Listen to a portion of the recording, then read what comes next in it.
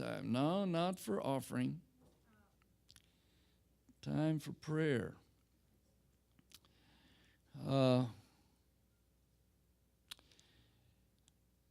There's some folks want to pray for my mom and dad. And so I'm just going to ask you to make your way back there. Those of you who'd like to join Ryan and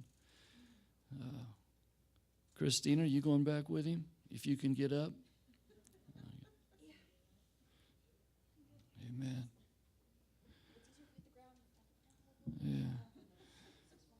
Yeah. Hallelujah. Mom, can you hear me? Huh? She has some difficulty hearing, but if you'll speak loud enough, she can hear you praying. And then over my dad, they both need miracles, but they're in the right place for that. Hallelujah.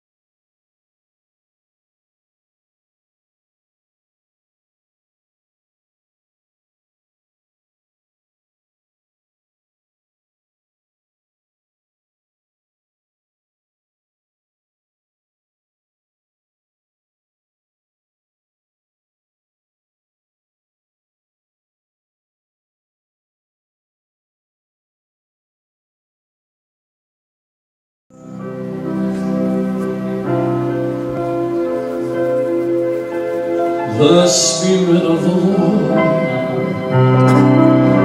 now is upon me, anointing me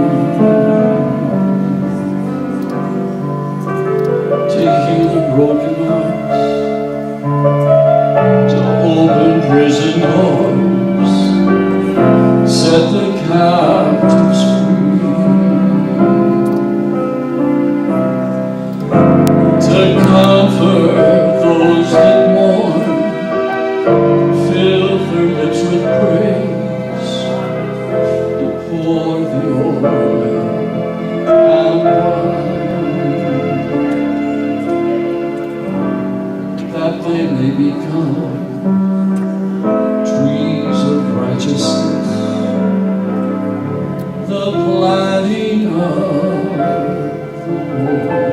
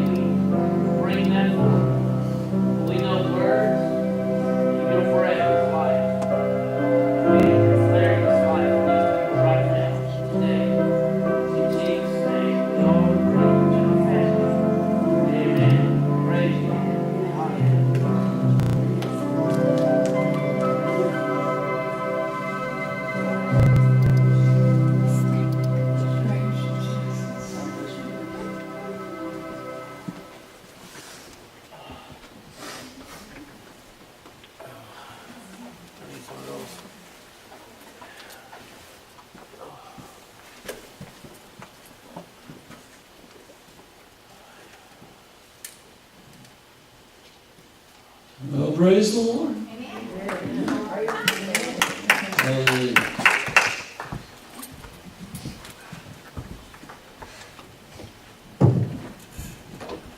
And now, it's time. It's time. Now is the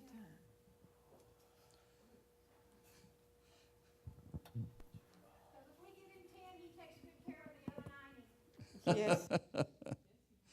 Yeah, give him 90. Let him take care of the other 10. Yeah, praise God. Going to give you an opportunity to worship God with the giving of your tithe and offering. Amen. It's a joy to give to the work of the Lord. Hallelujah.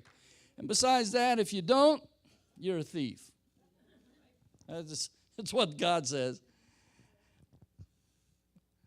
God said to Malachi, "You've robbed me." And Malachi answered, "Well, how have we robbed you, God?" And God answers, "In your tithe and offering. That's how you've done it." Yeah. He says, "Bring your tithe and offering into the storehouse of God and see." Just test me. See if I won't open up the windows of heaven and pour out upon you blessings you can't contain. Amen. Hallelujah. So here's your opportunity to try God. Amen. Amen. Amen. Do we have any announcements, Cindy? There we go. Well, happy birthday, sis. Yeah. Yeah, I turned 53 a couple days ago. All right, I hope you're watching these announcements.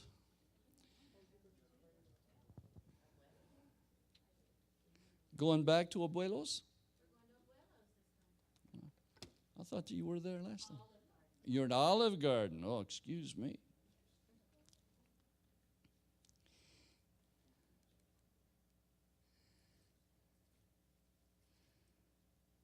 Okay, I'm just letting you read there.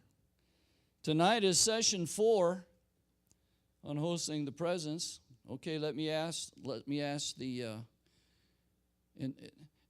question. How many of you are caught up on your workbooks? Oh, God love your heart. Look at all the hands. Wonderful. All right, praise God. Huh? Okay, well, work ahead. Go right ahead. You just can't answer the video questions. But tonight is session 4, which means we'll be halfway through. We only have 4 more after tonight. So, how many of you are enjoying hosting the presence? Aren't those teachings remarkable? Wow, they just shake you up. Good. All right. That's tonight at 6 o'clock. We will meet in here. Unless you come in and we're not, then we'll be in the fellowship hall. But always check the sanctuary first. Okay. Electronic ushers in the foyer if you want to give via debit or credit card. We're set up to do that. Amen. Did we miss anyone's offering? Raise your hand if you're still writing the check. Okay. If you need to know where to place the commas, someone will help you. All right, Brother Lester, would you come, sir? Church, would you extend your priestly hands of blessings toward the gifts as we sanctify them unto the Lord? Lester, pray, brother.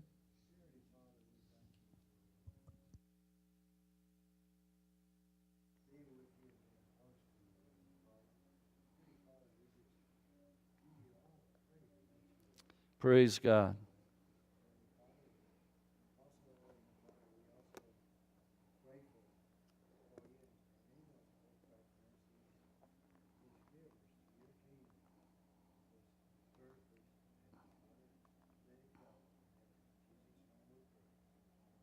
Amen. Well, praise the Lord. How many of you are still in love with Jesus? Okay.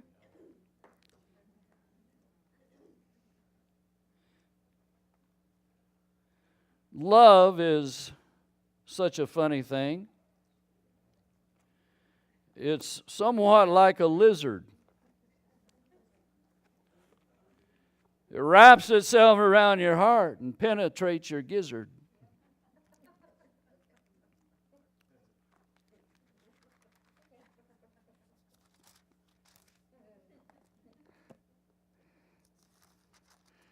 As the old boy said.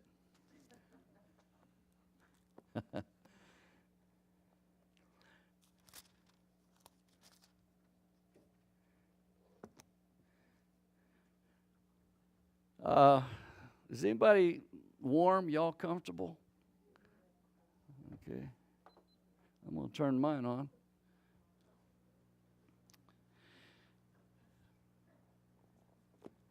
I've noticed that when it gets a little bit humid here in Midland, that all the doors swell up a little bit. Have you noticed that? Yeah. Now, I'm not complaining one bit. I am so enjoying the wet weather. Did it rain last night? A little bit. Our yard was wet when we woke up this morning. I didn't know if it rained or it was just a heavy dew. Which in itself, if it's dew, it's wet. It's wet. I complain that unlike other cities that I've lived in other cities you go to your car in the morning, you turn your windshield wiper to get the dew off. Here, you turn your windshield wipers on to get the dust off. And I've been here for, a long time now, and I'm still not used to using my windshield wipers for dust. But thank God for the moisture. Amen. Does anyone know how our reservoirs are faring? Have they come up any? Ivy and Thomas is full. Ivy? What about Ivy? 17? Well, that's better than it was. Yeah, okay, thank God. 27. Okay. Well, thank the Lord. Amen. We had to have a well pump replaced out at Homestead. And the guy who put the well in said, "You're low on water." I didn't know if I was going to have to drill deeper or start carting water in, but thank God rain always resupplies the aquifers. Amen. Hallelujah. Okay, enough about the weather. Let's see. What do I want to share with you today?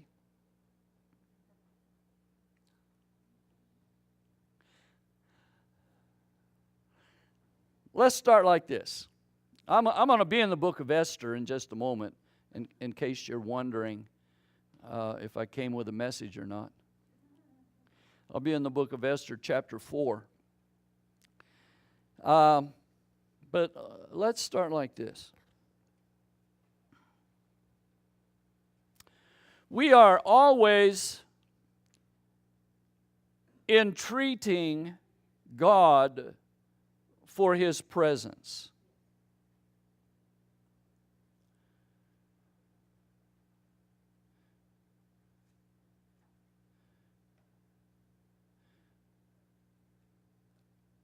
And when we do that, we are asking Him to surround us externally with His presence. We want to feel Him in the house, right? And God is saying to us, "But I want my presence in you."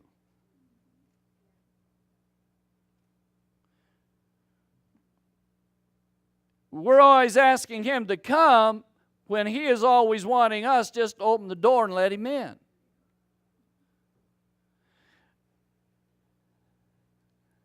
I like what one man says. It doesn't matter how I feel. The presence of God is in me and on me at all times. Sister Lynn, was it you that was talking about jumper cables a couple Saturday nights ago? were praying for, yeah. Yeah. I picked up on that. I really did, and it makes perfect sense to me. And of course, I don't know, most of you women may not have experienced this, but we men have at least one time in our lives, had to jump start a car because the battery was what? Dead. Now, regardless of how much life is in that battery, you know, you can, and how you test it, at least how I learned, you take an old pair of metal pliers, open up the handles and touch the two posts of the battery. If you get a spark, you got some life in it. Am I right? How many of you guys ever done that? Yeah. You might get a spark, but you don't have enough power to start the car. Now, when we go for the jumper cables, we don't say, I need to jump my battery because it's weak. We say, I need to jump the battery because it's dead. No matter, even if you get a spark, if you ain't got enough to do the job, it's dead. And so you bring on what? A living, power-packed battery to come alongside the old dead battery and transfer the power from the living to the dead.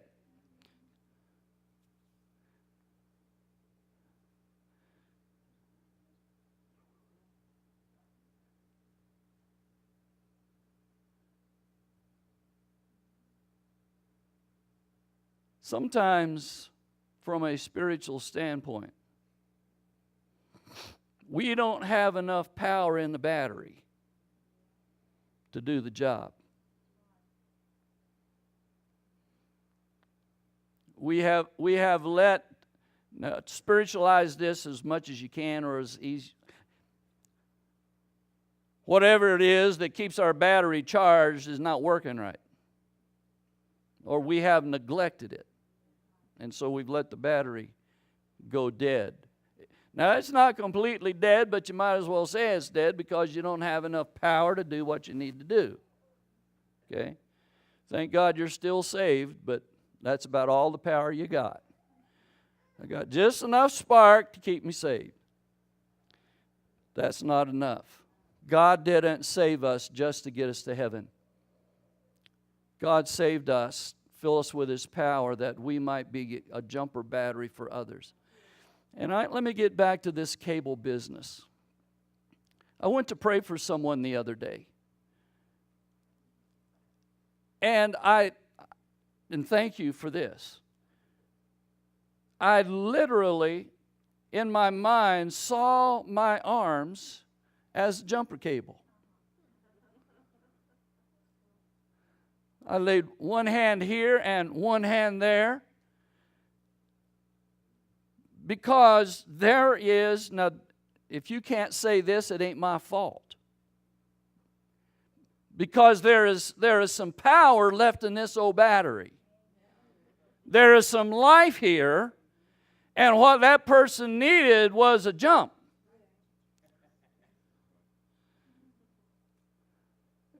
And in my mind's eye, in my spirit man, when I did that, I could just feel and see the life and the power of God coming out of me. Now, I know, please, don't get me wrong. I know I'm not the source of the power. He's the source, but He dwells in me, which makes me a source. And I have that ability to lay my jumper cables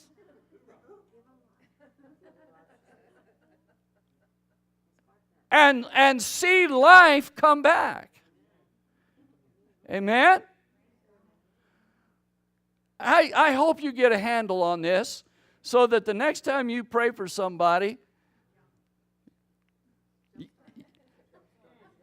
Now you can picture the, huh? Jump what? Don't tell them, but you're going to jump them. Yeah, don't tell them you're just going to jump them. Now, I don't care which hand is positive and the other negative. It really doesn't matter. As long as you got a good flow. Got good contact, wham, but it's contact, right? And get that power going. And when you're praying, the Bible says that when you pray, believe that you have it and it's yours. Isn't that something? Wow.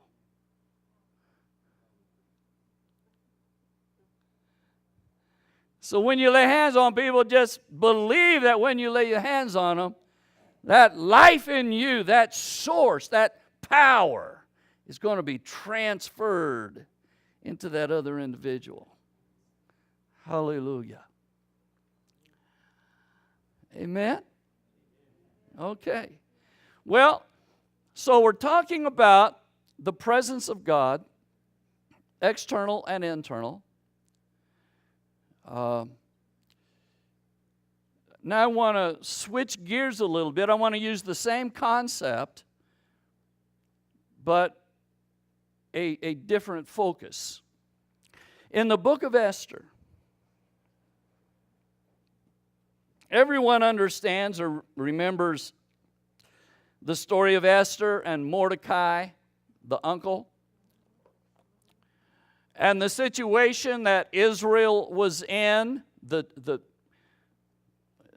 in danger of their lives. And Esther must have been a real looker, as they say, because the king saw her and wanted her for a queen. And it's a beautiful story. Now I say this just about every book that I read in. This is one of the best stories in the Bible. This is one of the most exciting books, along with Genesis and Exodus and Leviticus and Numbers and so on. I was thinking just a day or so ago how exciting the book of Nehemiah was. Boy, Nehemiah, if you can read Nehemiah and not live it as you're reading it, you ain't reading it right. It is an exciting book. Amen? Yeah, lay your bricks with one hand and have a sword in the other. Now picture that one. Okay, so we have Esther and Mordecai. In this particular situation, I'm not going to go through the whole scenario because you know it, and she is in preparation. I preached this message many years ago over at Bill Palmer's church, Mount Rose Baptist Church, to a house full, packed out house of my black friends. And boy, did I have fun preaching that. And then I zeroed in on the time that Esther was given to prepare herself to go before the king. She was given a whole year. And you know what she did for that year? Her maid servants and those that were assigned to her, they bathed her in perfume water. That's my terminology. So that she just didn't have the fragrance on the outside, it penetrated. For a whole year, she bathed in perfume until her life was a perfume. Now, I'm not going to go into the spiritualities of that, but I think you get the picture. You can go into the presence of God, as I was just talking about, and get a little perfume, or you can live in the presence, and everywhere you go, you smell like Him. I'm not satisfied with just a temporary fragrance of God in my life. Do you understand what I'm trying to say? Okay, so here's Esther. She's preparing herself. She's bathing every day. She's being penetrated by that fragrance so that when she goes before the king, he's going to say, Mordecai gets to talking to her in verse 12, and they told to Mordecai Esther's words. Then Mordecai commanded to answer Esther, think not with thyself that thou shalt escape in the king's house more than all the Jews. For if thou altogether holdest thy peace at this time, then shall their enlargement and deliverance arise to the Jews from another place, but thou and thy father's house shall be destroyed. And who knows whether thou art come to the kingdom for such a time as this? And then Esther bade them return Mordecai this answer.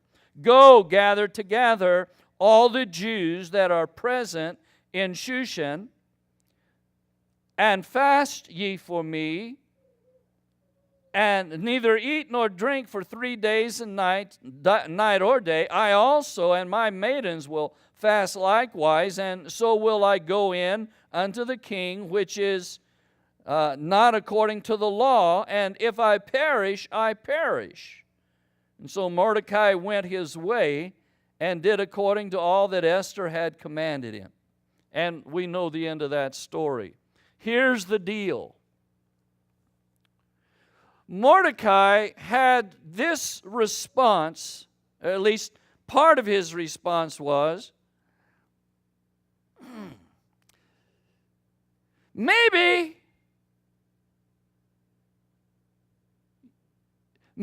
you have come to the kingdom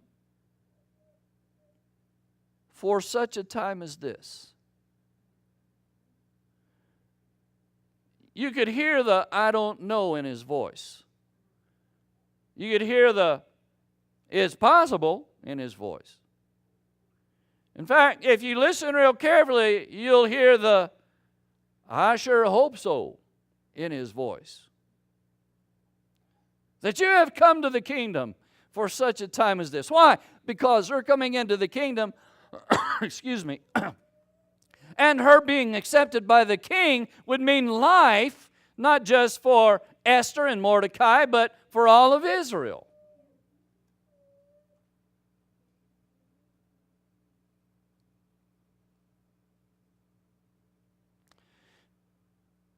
Okay, now, do you remember what I said about the presence a while ago? We're asking the presence to come from out here, and he's wanting the presence to come from in here. When Jesus came, he came preaching the kingdom. And in fact, in one place he said, the kingdom is within you.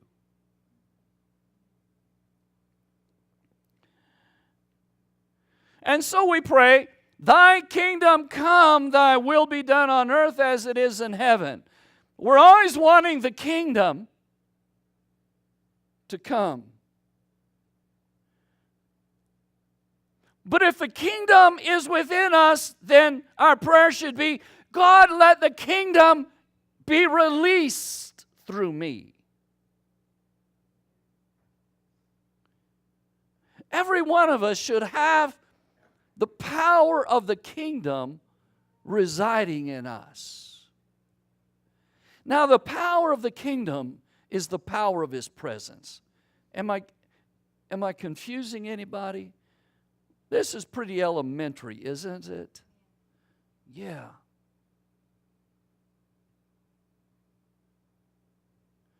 Look at it this way. Follow me, cameraman. When you're walking in the world, not that you're a part of it, but you have to live in it, right? When you're at H-E-B or Walmart or Albertsons or wherever that's the world.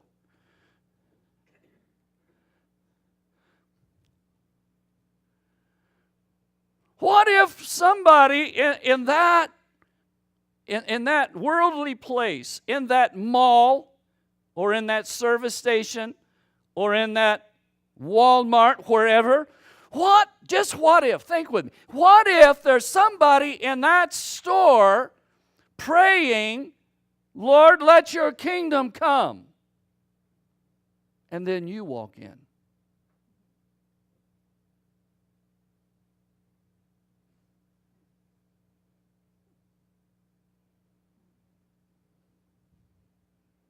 Because as an ambassador and a representative of that kingdom dwells and resides inside of you, so that where you go, the kingdom goes.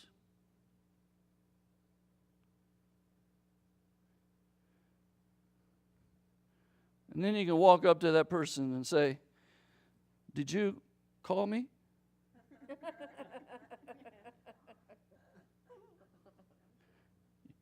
You rang? There should be a mindset, there should be an attitude about all of us that we have the answer.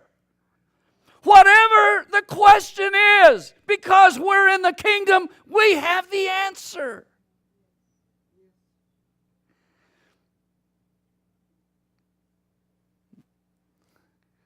They're asking God for hope. And then we walk in because we're of the kingdom and we carry hope with us. They're asking Darlene for healing. Oh God, heal me, touch me, let your kingdom come and touch my sick body, and then you walk in. Yeah. Because in your hands you carry the healing power of the kingdom.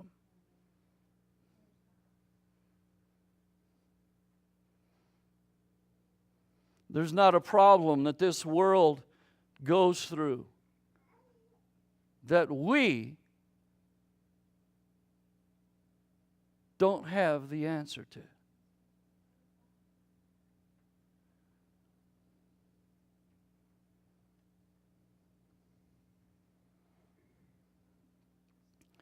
Now, probably some of you are saying, well, that sounds good theoretically. That's the way it should be, right? Well, if that's the way it should be, but that's the way it's not, then we ask ourselves the question, why not?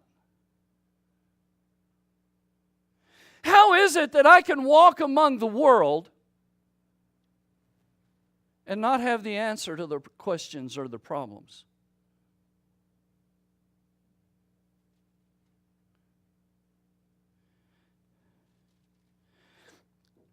I started to mention a moment ago a fellow that I've been listening to, that you don't have to, and we've talked about this hundreds of times, that you don't have to have that feeling.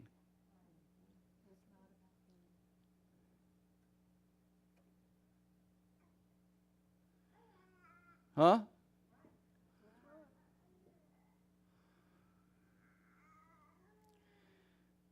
That car engine just sits there lifeless until somebody turns the key. And then the life of the battery surges through the engine and brings life to it.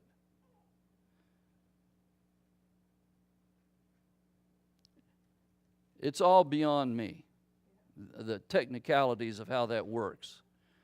But I just know it does. And so that engine is just sitting there not feeling anything until there's a need for the power.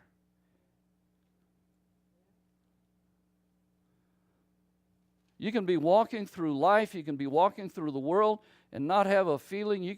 It doesn't matter what you feel. When you come across the situation that requires a jolt, that requires some power, then the Holy Spirit turns on the key. Bam. Whoop. There you go. Have a little. Huh?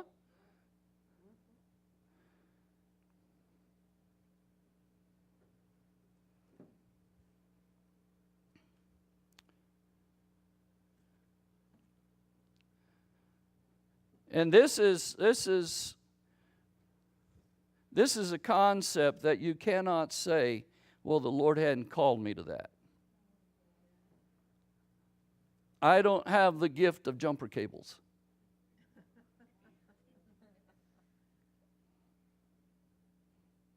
You don't have to have the gift of jumper cables.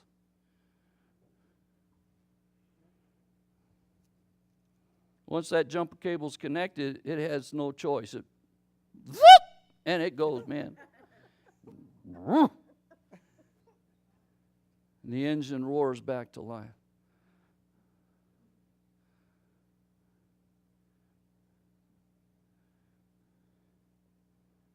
Father, touch my body. Bzzz. Am I making any sense? Oh, yes.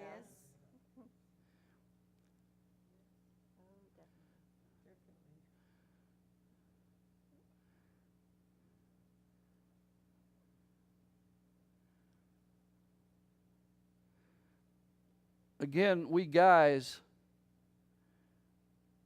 at least when I was a kid, I learned this the hard way. And I say a kid, when I was a teenager and had my first car, and I was tuning it up, I wanted to know if there was any power getting to the plug. All the guys are laughing because you know. How many of you guys ever done that? You only do it once.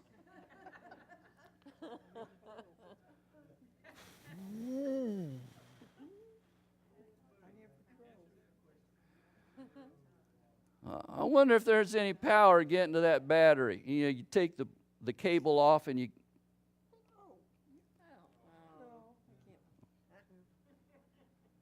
No. I wonder if there's any power in the battery. She don't want to pass out right now. Sakaramonde staboshesate. Dandra sampone namaya. Kiborasi. Hallelujah. Oh, there's power in you, church. There's the power of a very living, almighty God residing in you. All you need is some contact. Whoa. That's all you need, man. Just make some contact. It's there. Hallelujah. You understand, Irene? You got it? Yeah. Yeah.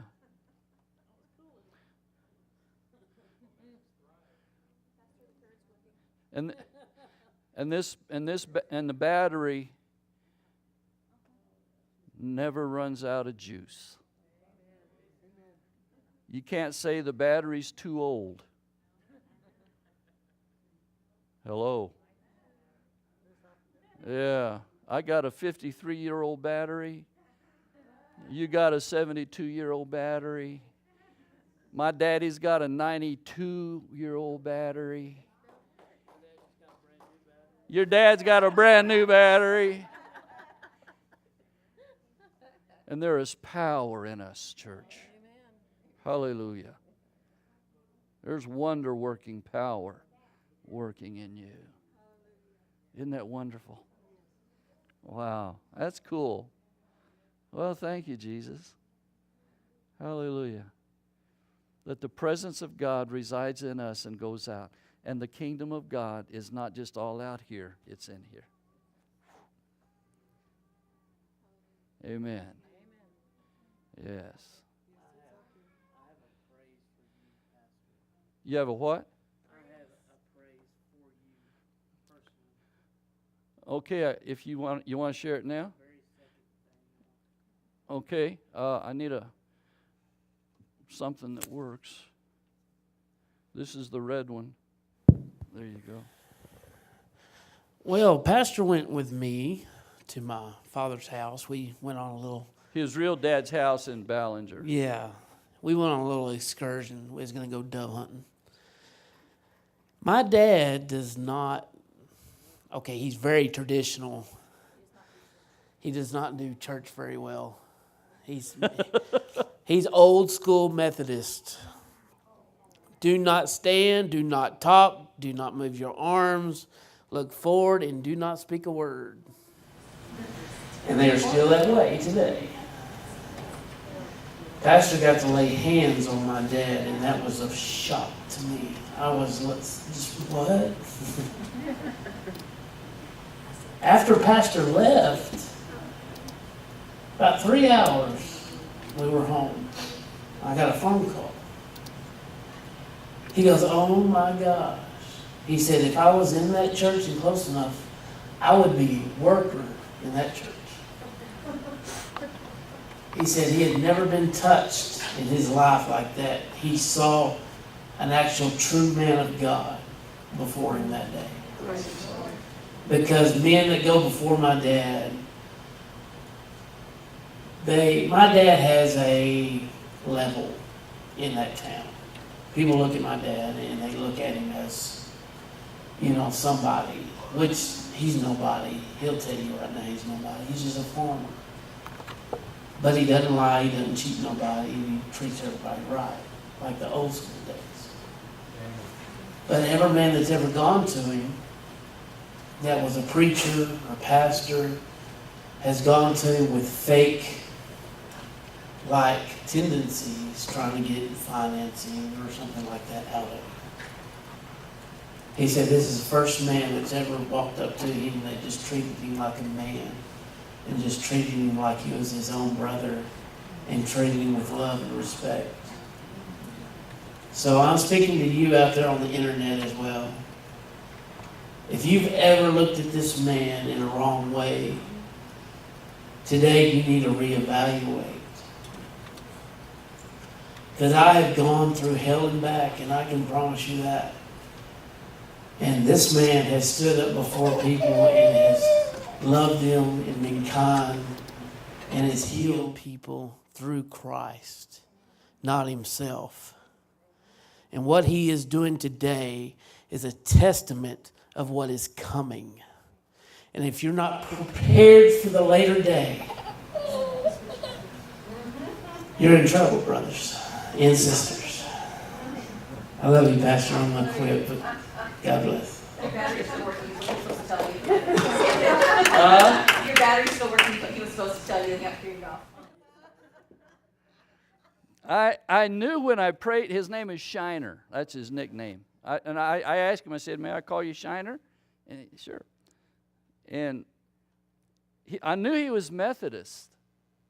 And when I laid hands on him, and I did exactly what I said, one on his chest, one on his back. When I laid hands on him, there was a power that began to flow. And I caught myself in the nick of time, or I would have been speaking in tongues, just praying in the Holy Ghost over that man. I didn't even mention he went through a quadruple bypass and he was out of the hospital within 4 days. Yeah. Quadruple bypass. Isn't that something? Wow. Well, that's a good testimony. I'm glad he's doing well. Yeah. He's ready for you to come back. Is he? Okay. Well, praise God. We're going to go deer. All right. I feel the anointing now. Going deer hunting. But you understand what I'm trying to say. Ladies and gentlemen, you don't always have to pray for something out here to come. When it's inside of you, just release it. You have the power of an almighty God, the very kingdom. Everything in God's domain is inside of you. Just release it and touch people. Let it go and bring life and salvation to people's lives and healing to their bodies and hope to their distresses. Amen? Nothing, the old song says, is impossible when you put your trust in God. She has somebody waiting on her. Hallelujah. They don't have church as long as we do. So.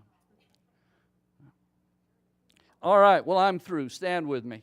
I'm through. Praise God. Praise God. Wow.